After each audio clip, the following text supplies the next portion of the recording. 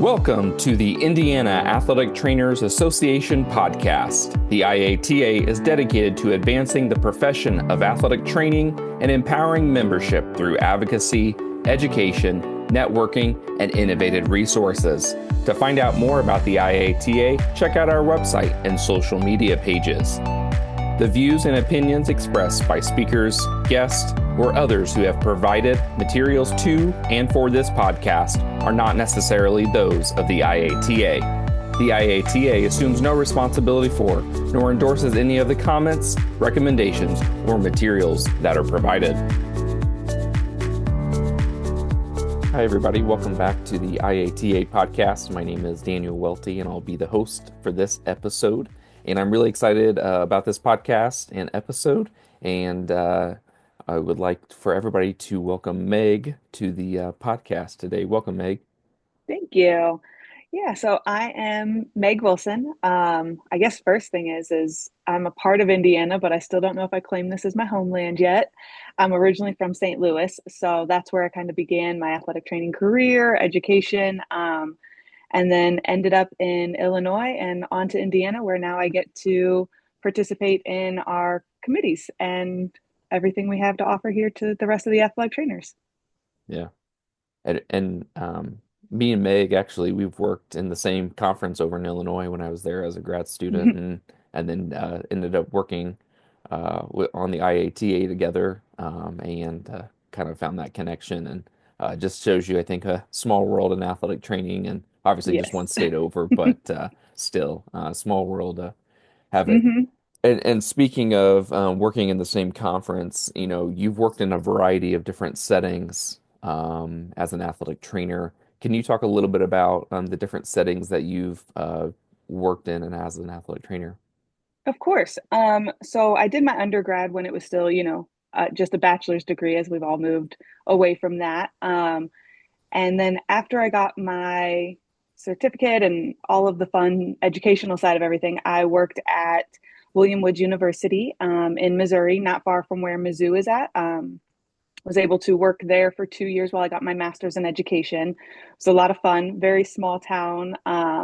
Very fortunate. I worked with one other graduate assistant and a full-time athletic trainer, and we managed the entire program there at the university. So it's long hours, a lot of work, but tons of great experiences. And then I moved to Illinois and worked through a hospital, the Carl Foundation Hospital, where I was outreach to one of the local high schools. It was a full-time position, but it was unique in the sense that we were part-time at the high school. So we only covered events at each school, not practices, and then split our time in the clinics working either as physician extenders or alongside physical therapists. The unique thing about Illinois is that you get to bill for athletic training services in the clinic the same way physical therapists do.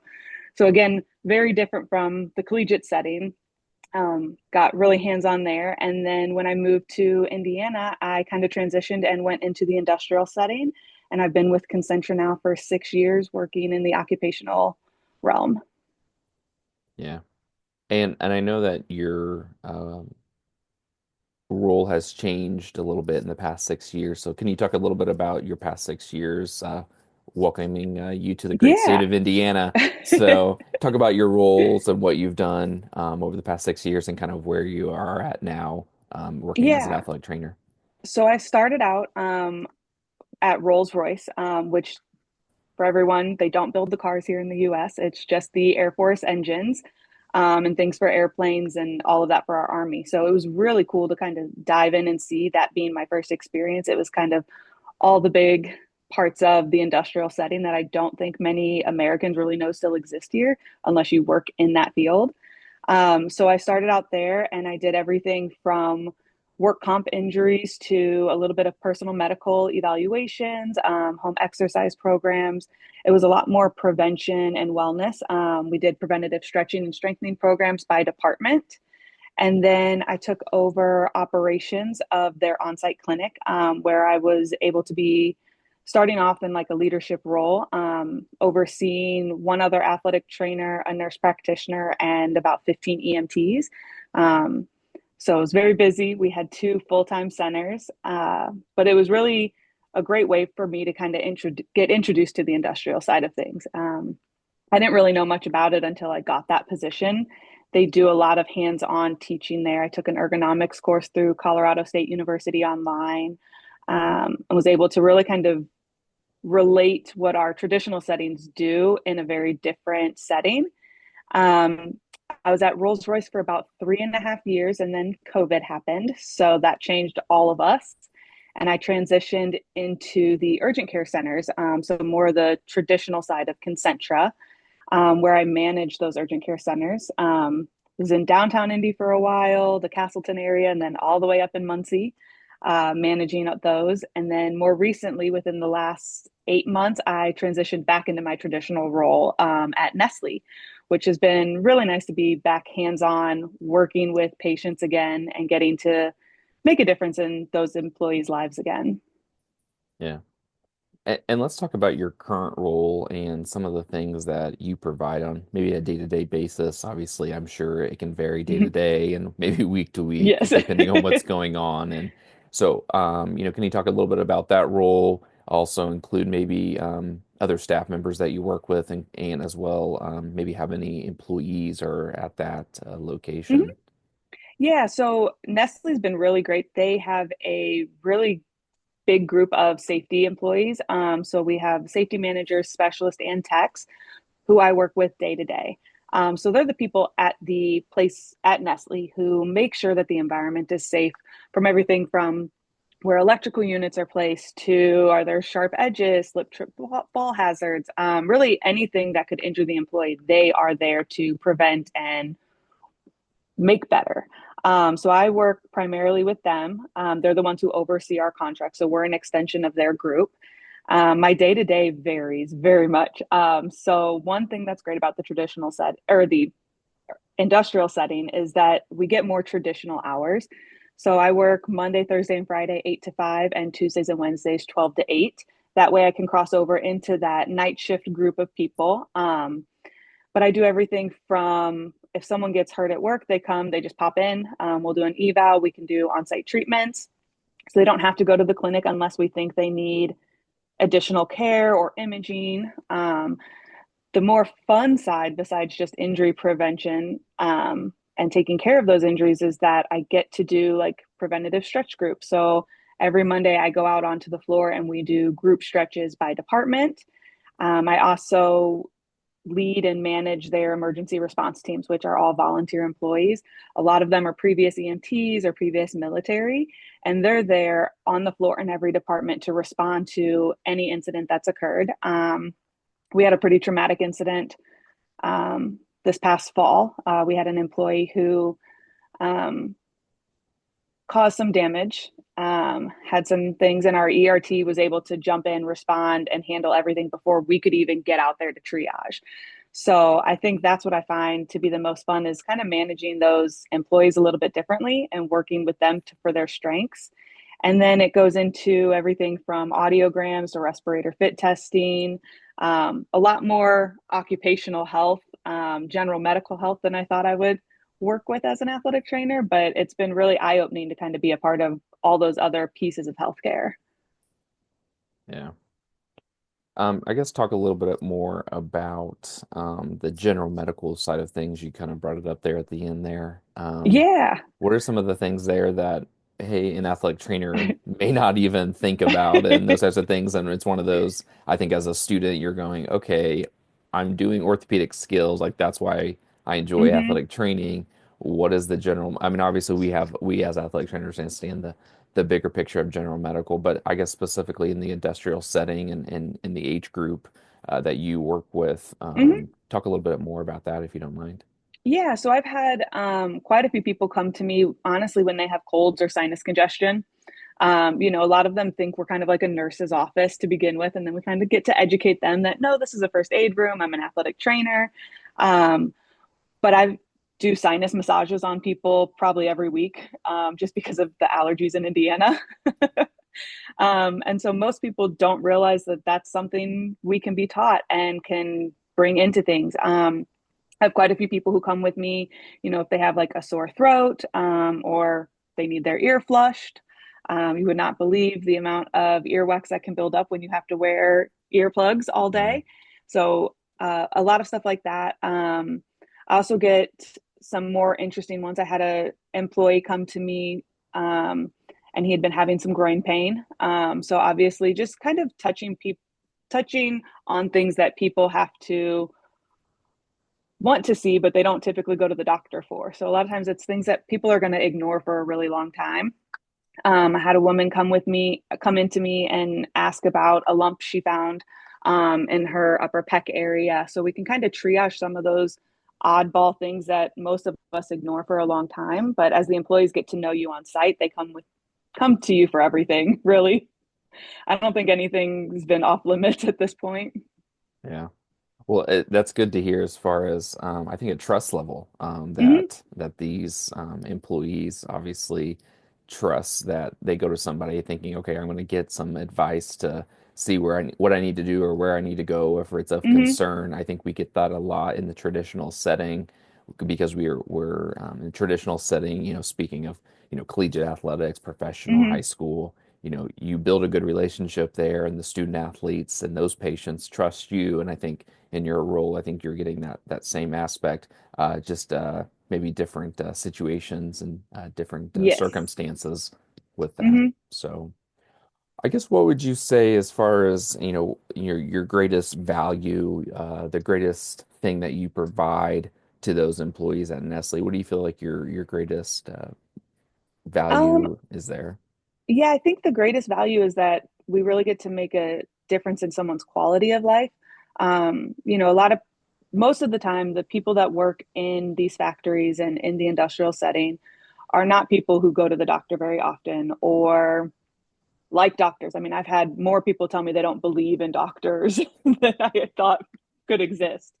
Um, and a lot of them have, extensive medical histories. You also get into like the night shift changes. So we see a lot of detriments that happen to your overall health on night shift. We all know, the studies show that you're more likely to have car wrecks and other things, other medical issues because your circadian rhythm is off. So I think being able to just be there for people and be consistent. There's usually quite a bit of turnover at our on sites. I know Nestle they've only been around in Indiana for since the early 2000s, and they've had I think 5 or 6 different people in this role. This is the first time they've had an athletic trainer in the role.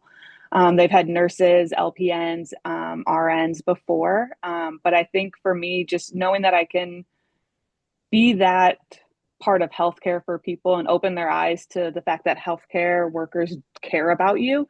As much as we're a part of the healthcare system, I think we kind of have a very unique view of it because we're not in the clinics every day. We're not dealing with insurance companies in the same way. So I think for me, just knowing that I can make somebody's quality of life better with stretching just brings me a lot of joy. Yeah. And speaking of, kind of being as far as the first athletic trainer in this specific role, was there anything that when you started being that first athletic trainer, obviously there have been other healthcare professionals Mm-hmm. in that role providing healthcare services. I guess was there anything that you were like, wow, I can't believe they were doing this as far as like we need to change this and really thinking from an orthopedic musculoskeletal standpoint, how do you feel like your transition from other healthcare professionals to an athletic trainer in that role has been beneficial? I think it's been beneficial in the fact that I'm more hands-on. Their previous, RNs, nurses, and everybody, they did a great job, but they weren't out on the floor doing ergonomic assessments or creating any prevention programs. They were there really just to triage any work-related injury and send them to the clinic or to the emergency room, where I think as athletic trainers, we get to bring much more of a hands-on experience to the patients. We're doing more thorough orthopedic evaluations than most nurses have experience in. And then we get the side of I can give you preventative exercises. I can do a manual treatment to get rid of the spasm in your back. There's a lot more that we can offer to the employees right there and then rather than them going to the clinic and waiting a few hours to be seen, coming back, being told they have to go to physical therapy or just be given a piece of paper with some stretches on it, not really getting that same one-on-one connection. So I think having athletic trainers on site allows you to really prevent more injuries and keep them at a first aid level rather than making it a recordable injury for an employer. Yeah. And you're starting to use some of the recordable injury, some key words. Let's talk about OSHA. I know that's always a big thing Yes. in the industrial setting, and the athletic trainer you talk about or talk with that works in the industrial setting. Hmm. OSHA is always one of those things, good and bad, however you want to look at OSHA. Yes. Obviously, we're going to talk good because obviously safety is important and everything, Hmm. but talk a little bit about, for those that don't know, um, what is OSHA, and basically how does OSHA affect your role and what you're doing, and specifically, I know some terminology, some Hmm. things there. Yeah, so OSHA is the overseeing body in America to keep employers and workers safe. So they're there for every employer has to report injuries that happen on site. That data is public for everybody who wants to know. So your employees then have a better idea of if they're going to a healthy workplace, a safe workplace. Um, from our side of it, there's a big difference between first aid and recordable. Recordable injuries are usually your more significant injuries or injuries that took place that have to take place with different levels of care. So if you have like a laceration to your hand, and let's say oh, it's deep, I could throw some steri strips on it and it'll probably be okay. That stays at a first aid level. If you get sutures on that same laceration, that makes it recordable to OSHA, which means the employers have to do different levels of reporting, and that can count against not count against them, but it goes on their score sheet basically of how safe their work is. A lot of things, so they go into a lot of different things. So first aid levels can be stretching, it can be preventative exercises, um, everything from ice, heat, but if we use a modality such as ultrasound or yeah, electrical stimulation, then that makes it recordable. So it's really important for us as athletic trainers to know the treatments I give can also determine the recordability for the employers.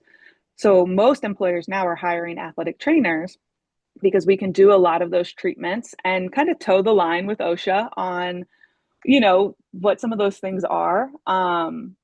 More than a physical therapist could. A physical therapist automatically makes anybody they treat a recordable injury. So that difference in terminology there is why you're seeing a lot more athletic trainers on site, which I think is great for us. And I think we can bring a lot of different benefits to it. You know, the instrument assisted tools and stuff that we use do not make it recordable. Cupping, on the other hand, OSHA doesn't have a real rule on yet. So a lot of times they'll just have like a letter of interpretation, and it's up to that employer to determine how they want to interpret that letter, honestly. Yeah. And as we talk about some of that, you know, as far as data wise, Mm-hmm. is there specific, obviously you have recordables, non-recordables, and things of that nature. W- I guess what other type of data are you keeping track of in your role and the data that's needed for not only the employer, but also for your role from a healthcare standpoint of Mm-hmm. things? Yeah, so anytime an employee comes to me, I obviously get, their patient information, but it's going to be what department they're in, what shift they're on, how long they've been working there, and then the type of injury and the cause of injury. So whether it was from a slip, a direct blow, a crush injury, those are all things that we can kind of look at from a data standpoint and then say, okay, well, it looks like our packaging department has the most cuts we've seen. Why are they having the most cuts? Is it because sharp edges? Is it because people aren't wearing their PPE? And we can kind of then dive into that department to make it safer. Usually, when it comes to cuts and lacerations, that's going to be more of like the safety team members. So, anytime I have a department that has more than, two lifting injuries or anything where people are talking about repetitive use, we'll go out and do an ergonomic assessment and a functional job analysis to kind of determine what they're doing, how they're doing it, how often are they doing it, and is there anything we can do from a functional standpoint to decrease that risk? Yeah. Talk a little bit about functional assessment and ergonomic assessment and kind of is there a difference, or is it kind of, do you do those combined? Talk a little bit about those for those that aren't Yeah. aware of. So ergonomics is a little bit more simple. The functional job analysis is going to be more in depth. It takes a few hours to do it. But you're spending, if you can spend a whole shift with the employee, that's what I would recommend. But you're going to be out there observing what they're doing all day, every day. You're checking distance, reach height, turning, any body mechanic, and then we're using everything from different tools that we have, to kind of categorize the safety of those jobs. And then I present that to the safety team and we look at it. Okay, is it more of an educational side of things that we need to go over with the employees? Do we need to do more preventative stretching? Should we include a strength program for this? Should we have a beginning strength program, when people, so they can get acclimated to this role? And then they'll look at it from a standpoint of, okay, can we change the rack so people don't have to lift as high to put this up? Can we get anything that's automated, a lifting device? So it really goes hand in hand. Usually I'll have a safety partner out there with me. That way we're both observing different parts of the job and kind of combining all that data together. Yeah. What is the feedback from the employees or just general feel when you and somebody from the safety team is out there? I mean, obviously, as if I was an employee there, I would kind of be like, okay, why are they watching me? What's happening? Am I in trouble? Some of those questions Yeah. arise. I guess, what kind of impressions do you get from the employees? So I'll say if I were to show up without any introduction and I'm just standing there watching, I've definitely, gotten some sideways looks. A lot of times, if you go up and you talk to the employee and you let them know, hey, I'm here because I want to understand your job and I want to understand what you do all day. Most of the time, they're so excited to talk to you. They really do like talking about what they do and why, at Nestle, they make all the bottles in house. So it's not like we're getting plastic bottles. They're designing them there, they're capping them, they're filling them, they're making the product for them, and it's really intricate and people get really passionate about their role on the line that they're working. um, but at Nestle I haven't had much pushback. The safety team has a really good culture there, with the employees. I also always make sure that I have a supervisor there present, and the employee that we're going to be working with, they know ahead of time that I'm going to be out there for this amount of time. But I haven't had much pushback. I'll say when I was at Rolls Royce, it was a little bit different. It took a little bit longer to get warmed up to the employees. But, once they get to know you and they realize I'm not here to get you in trouble, I'm not here to tattle, I'm not trying to change what you do, I'm trying to help you. And they realize it's coming from a place of authenticity, then they're usually really on board for it and will spill everything you need to know about the position. Yeah. Probably more sometimes. I was gonna say the same thing. They probably give you a lot more information than you really want to know, Yes. but it's all about building that rapport. So, talk a little bit about, as we, obviously you observed and watched them, and maybe say, okay, we're going to implement a strengthening or stretching program or something like that. I mean, because obviously your role is about the employees, and that's why you're hired. That's why you're there. You're there to help and assist the employees and what they're doing. And so when you're going to implement something like that, or things that are already implemented with maybe new employees coming in, again, what's the feel on, why am I doing this? What's the importance of it? Or is there pushback when something new is implemented that they just, maybe some employees that have been there for a Yeah. long time just haven't done before? There's definitely pushback. So when we started the stretch programs, we started in our quality lab. So a lot of our quality lab people are sit down. They're standing and moving things, but they have a much more sedentary position. And we started it, and I had nobody show up for probably the first 3 weeks of the stretch group. So I gave the feedback to safety and their supervisor, and they said, okay, well, let's change this. So we sent out an email asking people, do you feel you want stretches? Do you have any aches and pains? And we kind of took it away from the job side of it and made it about them. I would say after we did that, I had a few employees email me and be like, oh, I didn't know this was happening because they don't always read their emails. Who does? Yeah. But then they realized, okay, you're not making me do this because we don't make it mandatory. It is all optional. So I let people know, look, you can come and I just want you to get up and move, get some blood flow going. You don't have to do the stretches at all. You can stand back here and dance if you want. You can pace up and down the hallway. And honestly, most of those people, they would stand there for once or twice and then they all end up joining in. And then they're like, oh, can we do this more? I actually feel really good. And oh, I didn't have to sit here and work the whole time.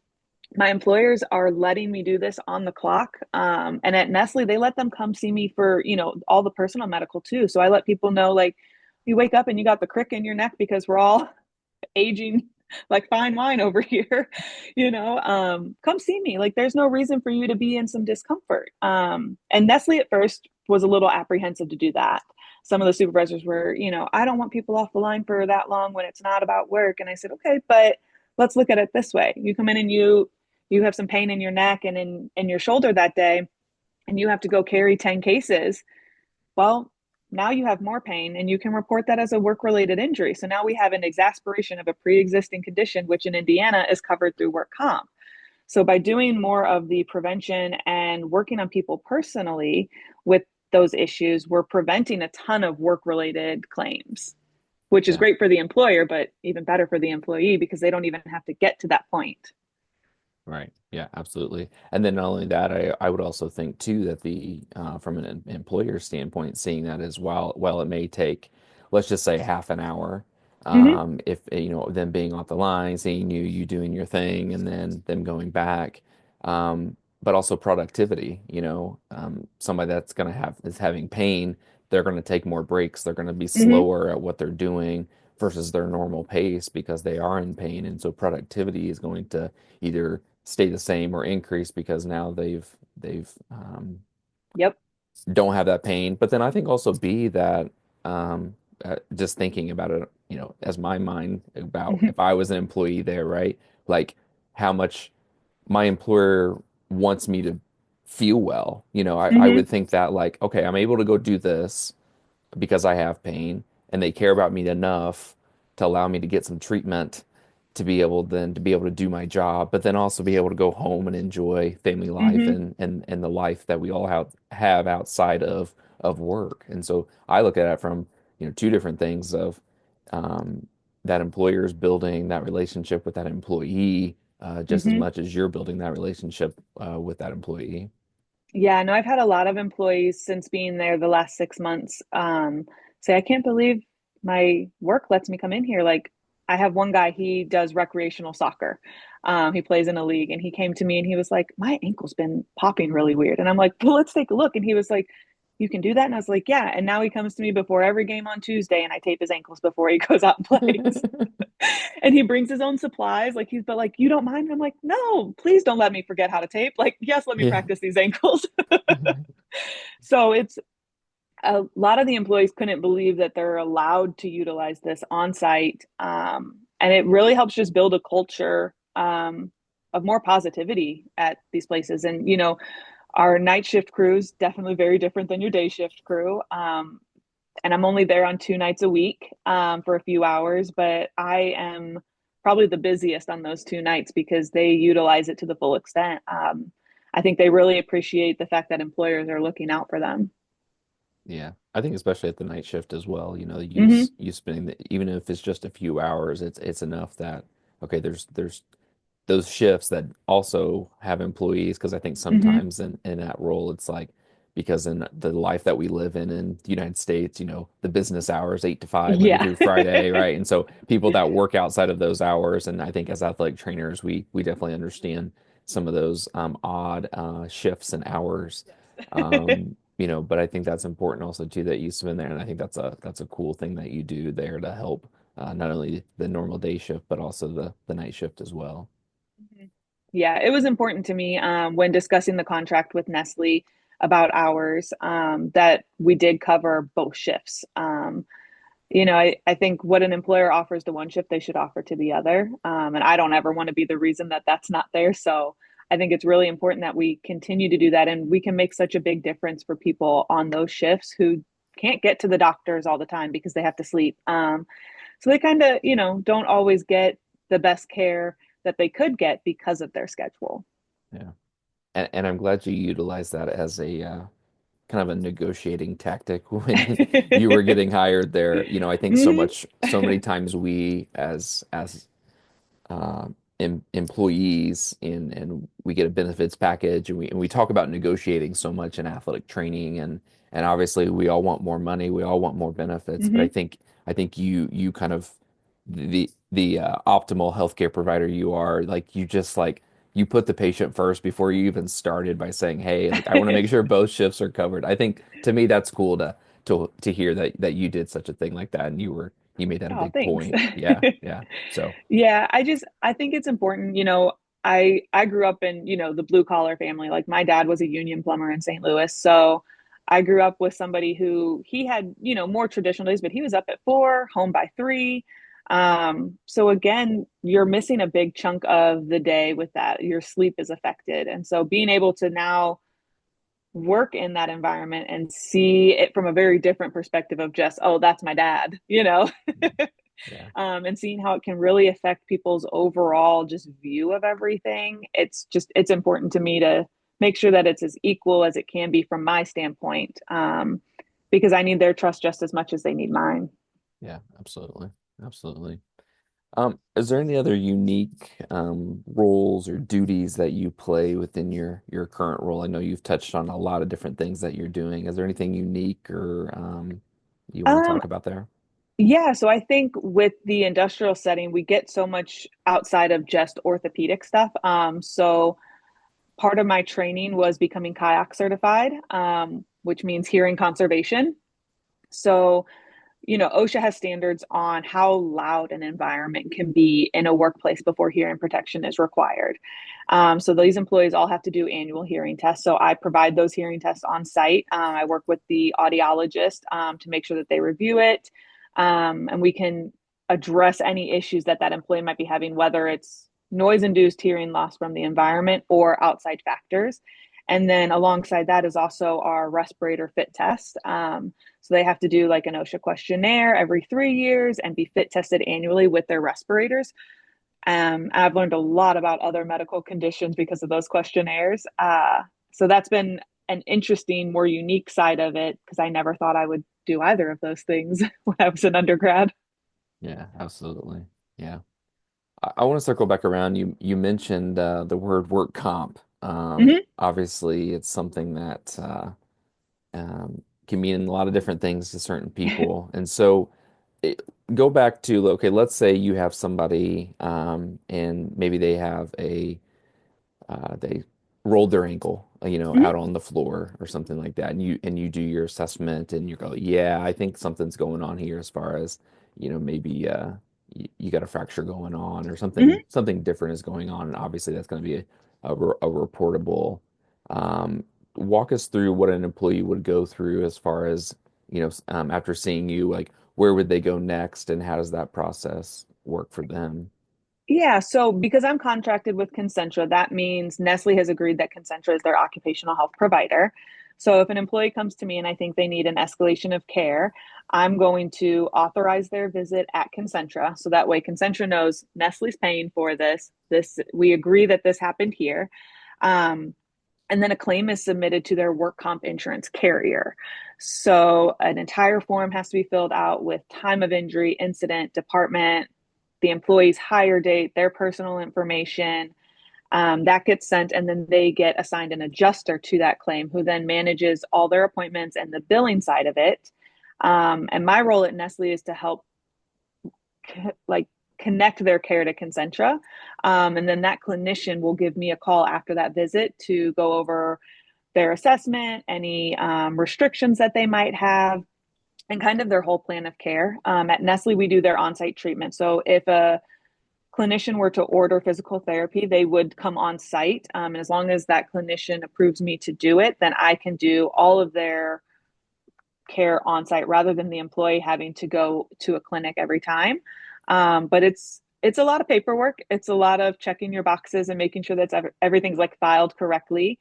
And then our safety team also does an incident investigation for every claim as well, where they go out, they review the entire incident with the employee there, they get statements from anybody who viewed it. That way we have a whole comprehensive look to protect the employee. So if something were to ever come back from the insurance carrier, or somebody was talking about potentially denying a claim, we have everything from the date of incident leading up to that for the employee to be protected. Very good.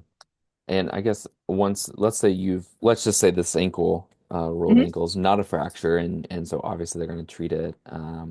Let's just say they said it was just an ATF sprain, Hmm. and you're doing the rehabilitation and get them back, and they're working, but they're still doing rehab with you.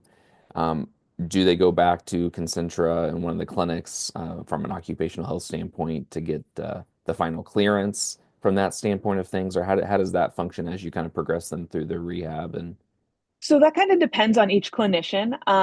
So because I've worked in the centers at Concentra, I have a really good rapport with a lot of the clinicians because I was in them with them. Um, So for me, I call the clinician up at the clinic. I tell them, hey, so and so's on their way to see you. This is what it is. They call me back.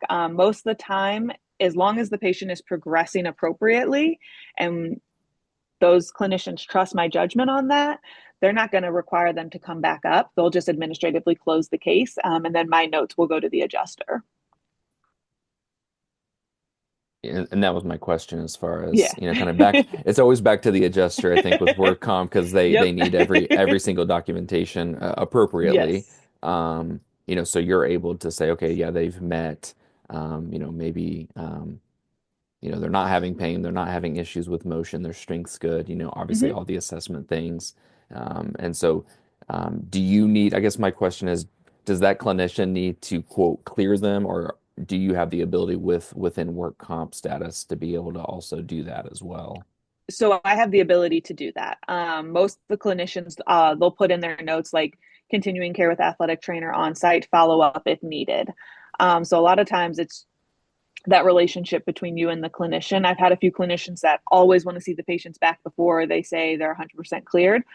So it's more on clinician discretion. But again, I think we have a unique ability to form really good relationships with different physicians and clinicians. So most of the time, once they get to know us, they trust us. Yeah. Yeah.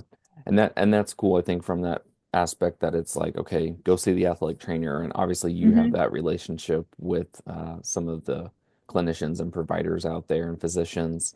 But I think from a work comp standpoint of things, for an athletic trainer to be able to say, okay, like this is something that's, a lateral ankle sprain, that's our bread and butter, right? And so Hmm. that's something that we can definitely manage and get them to that point. But obviously know when to say, okay, they're not progressing. We need to get them back to for somebody else to take another look at them and see maybe something else is Hmm. going on, or maybe an MRI needs to be ordered or something of that nature. Yeah.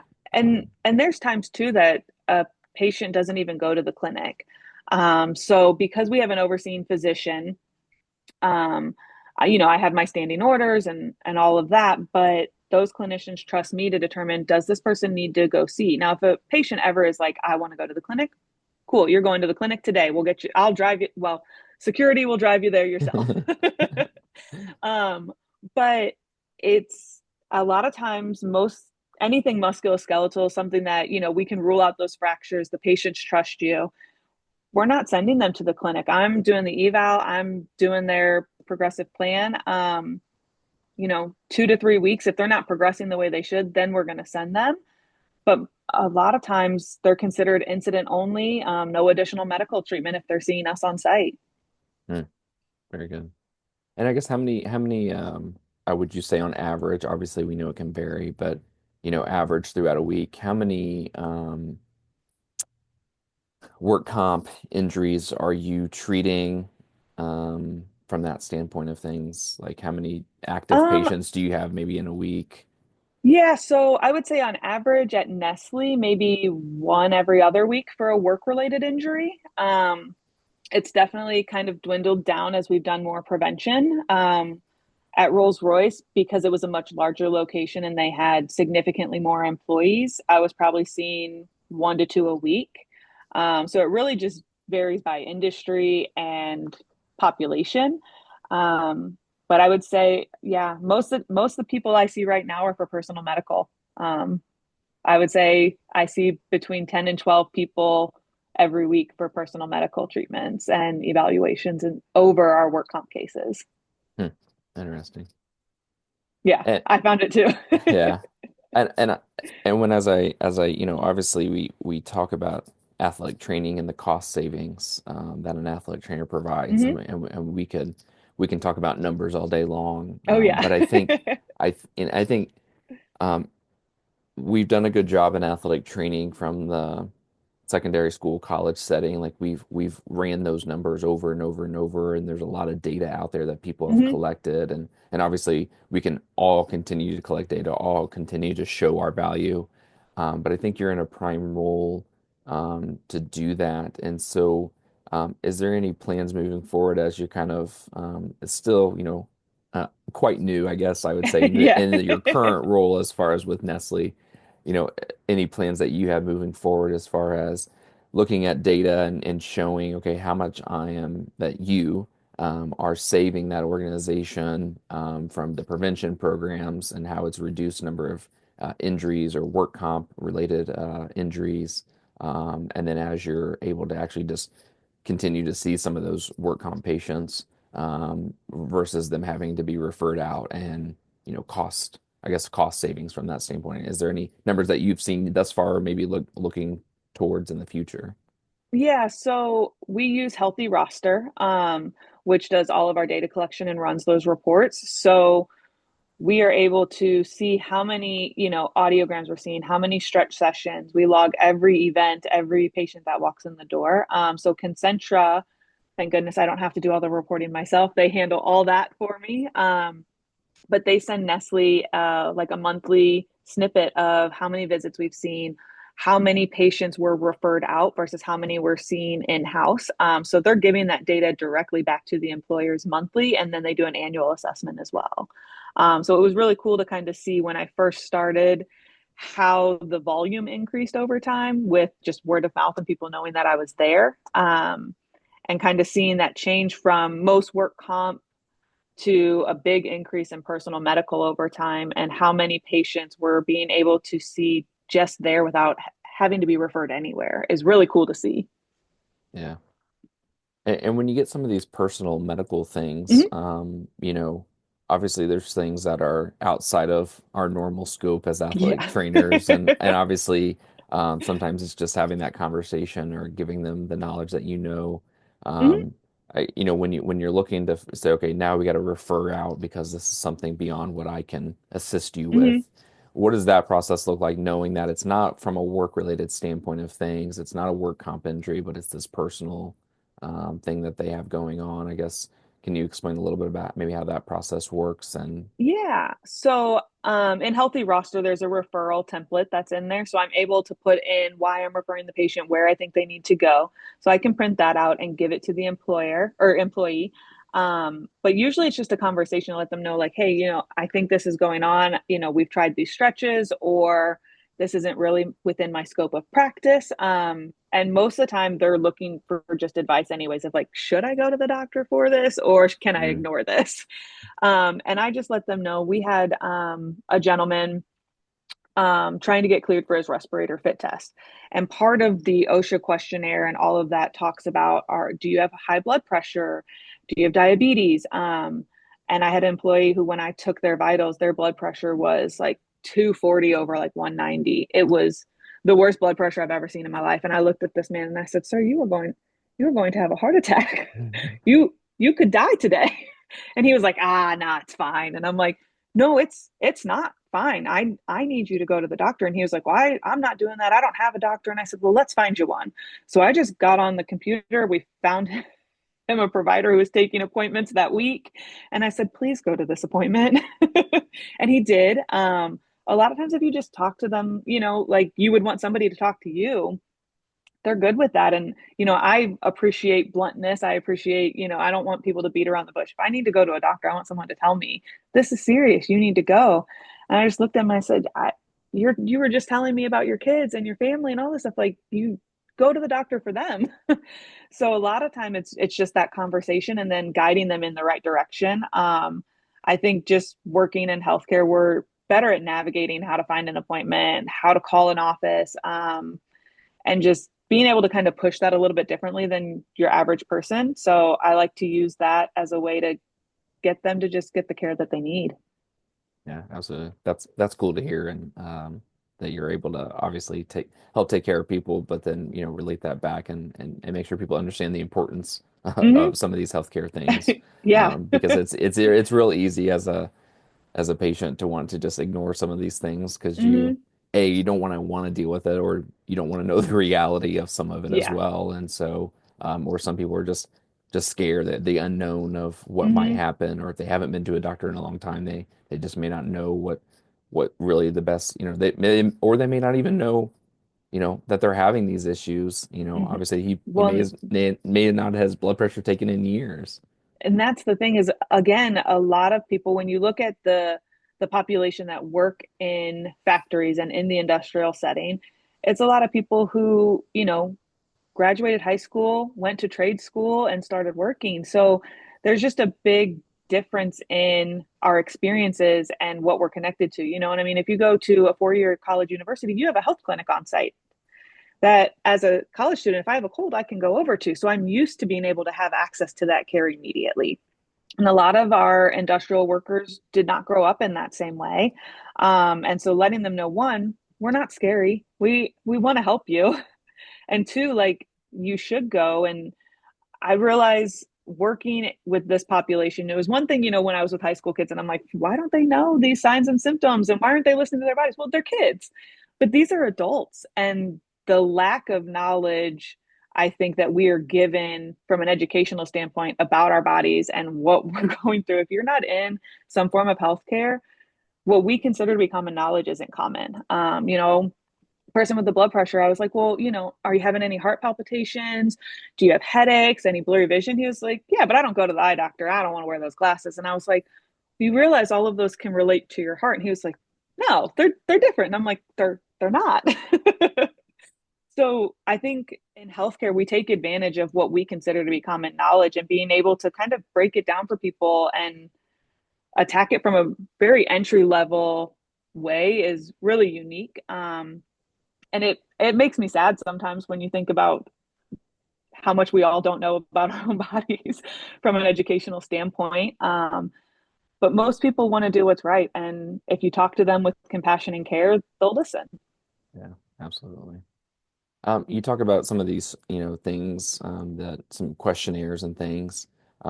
What is, as far as an employee gets hired there, is Mm-hmm. there any pre-health screenings that they go through at your place of them, or at Nestle, I guess? No, not at this time. So when they start their, they call it like a NEO group, their new hire learning program. They go through their entire safety day, and then they come to me to do their audiogram. But that's really it. There's not a big baseline of this is where you are and this is where you could be, and that's something we've talked about potentially doing. Is kind of just doing just a baseline exam of, hey, let's check range of motion, let's check your joint health. Make sure everything's kind of working the way it should. And if it's not, that's okay. Let's help you make it better. So Yeah. hopefully we'll get there. But there's a lot of things legally and from the HR side of things that they are apprehensive about doing more of that stuff. Yeah, yeah.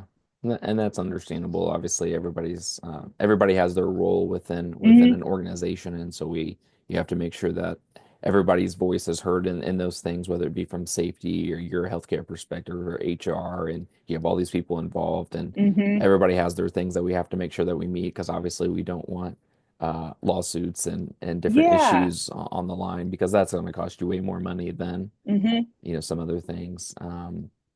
Yeah, one of the other things I was thinking about, from the industrial setting, obviously, every every industrial setting is different, I would assume, as far as the Yes. different, I'm going to call it services that athletic trainers are providing.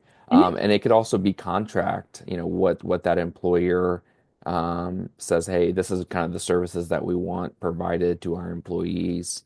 In your experience, what are some other models or some other different things that you've heard other athletic trainers doing in the industrial setting?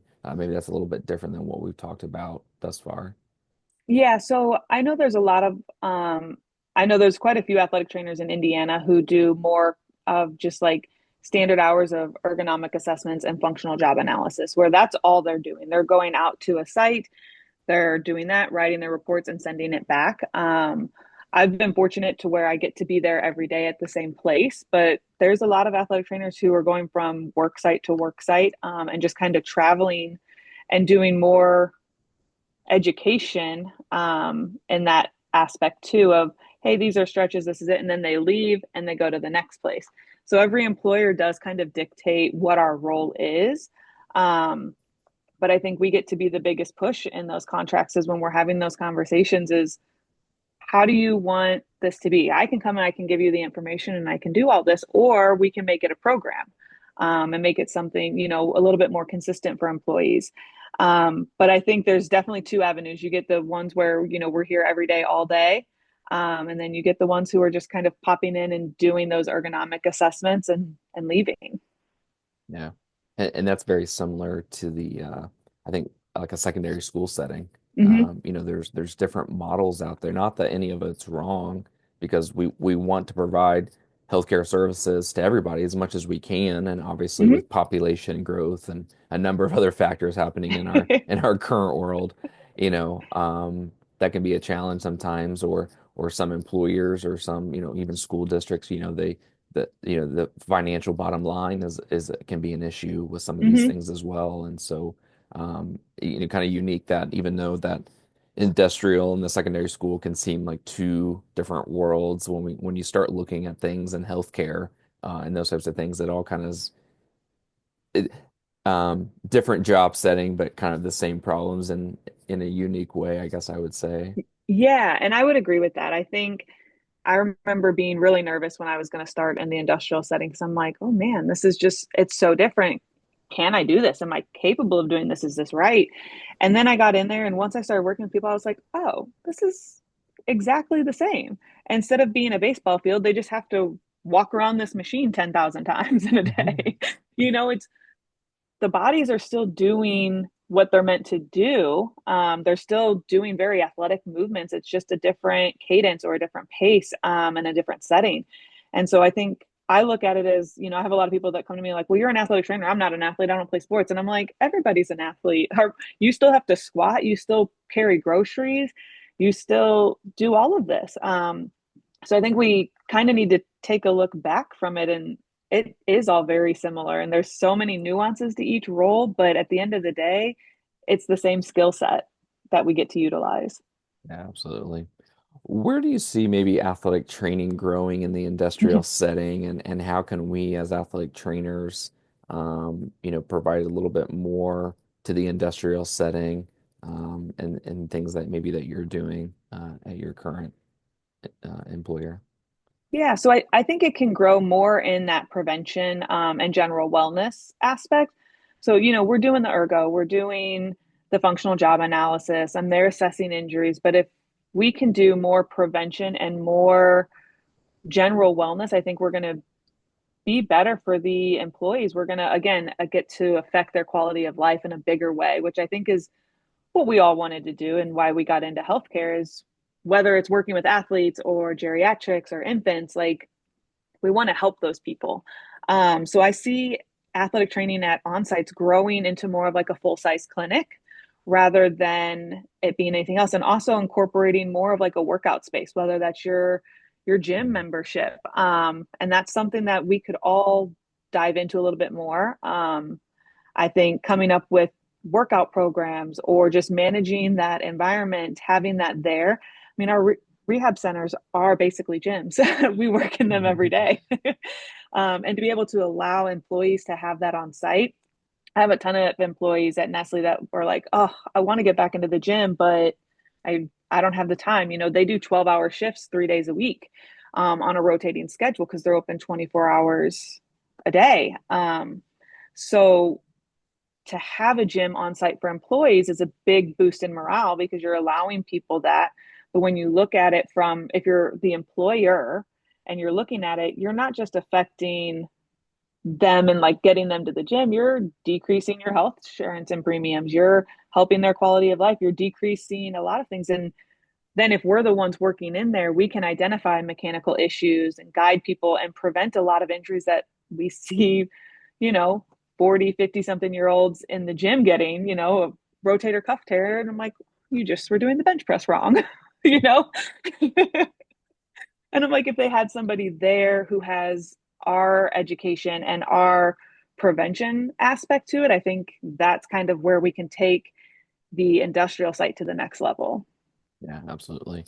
And decreasing healthcare cost, that's a Mm-hmm. huge topic. I know that's happening all across the country, and I know specifically in our state, at whether it be at the state house or whether it be at different organizations, hospitals, clinics, things of that nature, about decreasing healthcare costs because we know costs can get out of hand.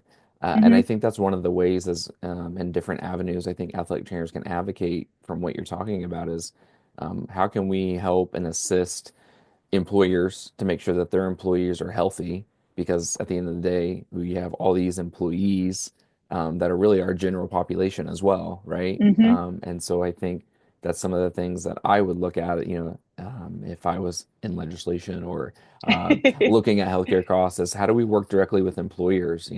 I work in a physician practice setting, work for a hospital, and that's one of the things that I've talked with our administration about is, you know, I think we need to make more of these connections of working directly with, organizations and groups Mm-hmm. from an employer standpoint, because the occupational realm is it's so big, and depending on the job setting and those types of things.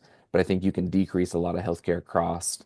Also take some of uh, the insurance realm or the work comp realm or different things kind of out of the picture because you can work Mm-hmm. one on one and like you've talked about before with your work comp, you're there on site, you can provide the rehabilitation and treatment, so that negates the cost there, so the employer is saving money on that. And so Mm-hmm. I think when we look at all of this, I see a lot of benefits in what you're talking about of how do we get athletic trainers that are working directly with employers and employees, and then could that, when we're providing all these services and maybe convincing the employer to have a on-site, fitness gym in Mm-hmm. that facility, obviously not on hours, but that would Yeah. be after work, before work, right? But I think some of those things that if we, and in my mind, it's so simple to say. I know that's a lot harder to Mm-hmm. do. But I think we can look at those things, and when we start looking at all the benefits of physical activity, then we realize how much that can decrease healthcare costs across the board and make our general population, our state and our country, just a healthier population. No, I agree. And I think it's much easier said than done. Getting employees to, build a gym on site, and then, you risk liability and other, injuries and things. But I'm like, well, that's what waivers are for. That's why we design contracts. I think there's, I think we're as athletic trainers in a unique position with the education that we have. We're able to be very adaptable. And versatile in the fields that we're working in. I mean, look at how far and different ways we've all gone. And, that's not what any of us, I think, got into athletic training for and started. And yet we've all taken these different paths. And I'm like, we have the opportunity to make a difference in people's everyday life. And you're seeing a big jump in the, independent athletic trainers who are working just client based, to make those changes and working directly with schools, on their own outside of, the corporation. So I think it's going to be really interesting to see how we continue to navigate this world that we're living in. Yeah, absolutely. And we all know in healthcare there's a rising number of people in our population, but there's not more um, clinicians coming. I mean, we're not Hmm. training more clinicians, whether that be from the rehabilitation side of things, nurses, physicians. I mean, there's a decrease in the lack of more training of healthcare providers, and so sometimes the healthcare system can get bogged down a little bit because of that. And I think that's Hmm. where also athletic trainers could play a unique role, specifically on site, to some of the things that you're doing with people's personal things. They're kind of like, well, I can't Hmm. get into the doctor for 6 months. How Yeah. urgent is this? And then you can be like, yeah, this is pretty urgent. You need to call them and let them know that you're having these symptoms, Yep. because they need to be worked in or whatever the case may be, right? So Hmm. I think there's a lot of value, and obviously healthcare is complex. Our communities are complex, and everybody has a different, unique situation that they're in. But I think collectively, as athletic trainers, we can provide a lot, working directly and indirectly with all of our healthcare providers and clinicians and physicians out there. Hmm. No, I agree. I think we're in a very unique role, and I think it's going to change for the better. I'm trying to be positive about everything. So Yes, I like we got that. this. I like that attitude. Well, do you have any other things, that kind of all the things that I was thinking about from the industrial side of things? Did you have anything else that you were wanting to mention today when we got on the podcast? I mean, I think the only other thing that drew me to the industrial site was just the burnout that I was experiencing when I made that transition. And I think a lot of us athletic trainers, we go through phases of burnout and, that can go away. But I think the industrial side offers differences in like our boundaries and setting, more time for ourselves. So you get more traditional hours. I will say, at least in Indiana, from my experience, the pay gap is very different, being in the traditional setting at a secondary school versus the industrial setting. That's because companies usually have more money than a school. So we know where that comes from. But I think for athletic trainers who are passionate about patient care and still making a difference, but are going through burnout, looking to the industrial side to stay active and still utilize our skills in the same way and stay in the profession is a really good avenue. I did that. And then after about a year and a half working at Rolls Royce, I missed working sports and I started working at community PRN. So now I get to, when I'm at the schools and when I'm going to those schools, I value my time there personally more. It fills my cup of why I got into what I do. But I still also have my reality check of, okay, well, I still get to go to work tomorrow and do this, this, and this. And I remember why I'm not in the traditional setting for me personally anymore, with the things that I was lacking in my life at the time. But I do think we lose a lot of athletic trainers to burnout. And I think the industrial setting offers a really good avenue for us to retain more of us, in the long term. Yeah, I'm glad you said that because I think there's so many opportunities for athletic trainers. Even there's opportunities that and things that I hear that athletic trainers are doing all the time, and it's like that's quite amazing that you're doing that Mm-hmm. and being involved in that and when you and it shouldn't amaze us when people say things that they're doing, and working in different realms because it's all healthcare. It's all utilizing our skill set.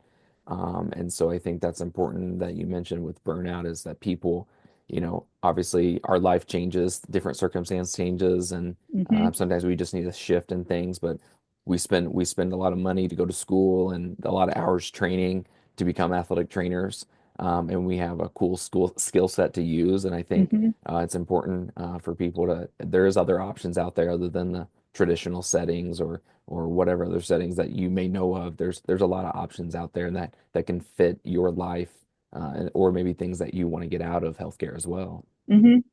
No, yeah. And I mean, I think you probably know just as many as I do, but I've had so many friends who have left our profession, whether that be because they were relocating because of their spouse and they couldn't find another position that was open because of the way the terms are written at schools, or, just again, that burnout. And we lose such good athletic trainers because of reasons that we're all fighting for. But it's encouraging to see that there are other avenues. And I hope more people learn about the industrial setting and understand the value that it can bring. And like I said, I cover events now for pure fun and joy. And I honestly, when I left, didn't think I would ever cover a like baseball game or anything before. And I'm like, there's a reason we got into this profession though.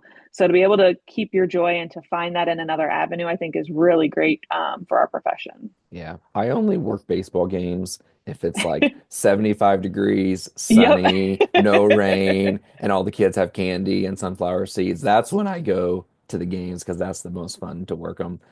It stinks when it's raining and pouring, there's no In thunder, there no in the lightning cold. and the cold or it's raining and like don't cover lacrosse or anything that's start of winter, it's like that is terrible. Like that's why I got out. I'm an indoor cat now, so. Same. Well, before I let you go, I do have a fun question, thing that we're doing this year on the podcast. And so, if you could be an animal, what animal would you be and why? Well, I'd like to pick something really cool, but I feel like I would be an aardvark. And that's only because when I was young, my friends used to call me DW from Arthur, the cartoon show, because I looked like DW. And then I took a quiz for like, what's your Patronus for Harry Potter one time, and I got Aardvark. And I was like, that's the Patronus animal that they gave me. And then I went from MA for Abelin for my maiden name to MW. So I feel like it went full circle from DW to MW. So I'm just going to stick with Aardvark. The universe has been telling me this is what I'm going to be. That's awesome. Well, do you have anything else you want to add on the podcast today? No, just thank you for this opportunity. I hope people get something out of it. And if anybody has questions about the industrial setting or other avenues, like I'm always here as a resource. All righty. Well, Meg, I thank you for being on the episode and the IATA podcast, and hope you have a great evening. Thank you. You too. Thank you for tuning in to the Indiana Athletic Trainers Association podcast. We appreciate you taking time to listen and look forward to you joining us again on the next episode. To find out more about the IATA or to get in touch with us, you can visit our website or reach out via social media.